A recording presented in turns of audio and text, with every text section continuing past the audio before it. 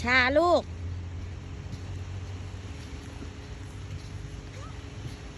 เป็นยังไงสาวลาวมาเที่ยวทะเลครั้งแรกมวนอยู่บอกของกินแซ่บอยู่บอกปูมาแซ่บบอบอกเขาเจ้าดูว่าเขามาหาดหยังหาดอะไรคะหาดจอมเทียน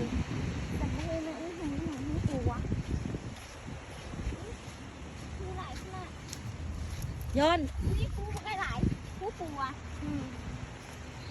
พาผู้สาวลาวมาเล่นพามาเที่ยวหาดจอมเทียนวันนี้อากาศคึกครึ้มมีฝนตกปล่อยๆทะเลแต่ทะเลก็น้ำใสอยู่นะไม่ขุ่นอุ๊ยชาเด็กอ้วนเที่ยวทะเลครั้งแรก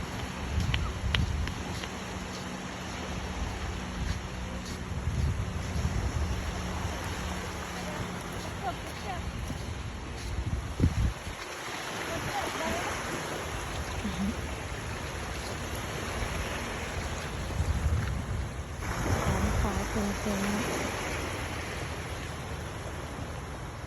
หาดจอมเทียนพัทยา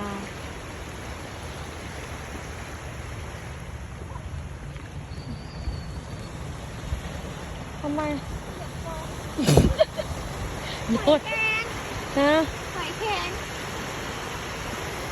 ไหนเปลือก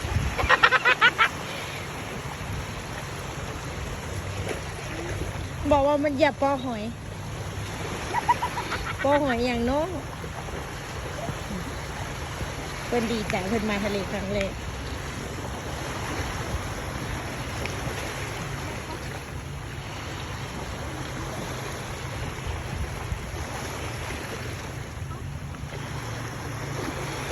น้ำใสอยู่เด้อฝนก็ตก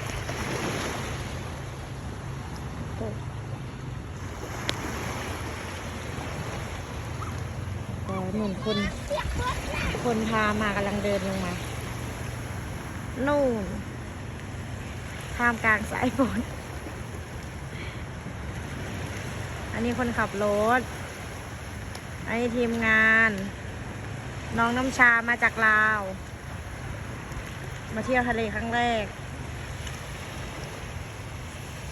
นี่ซันนี่กับหมาเขาน้องหมา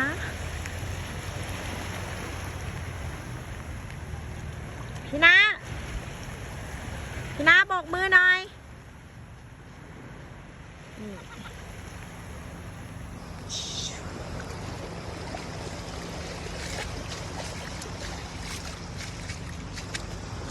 อากาศก็ดีอยู่นะคะ แต่มันจะมีฝนตกปล่อยๆเล็กน้อยเดี๋ยวให้ดูบรรยากาศแค่นี้ก่อนนะคะไปก่อนนะคะทุกคน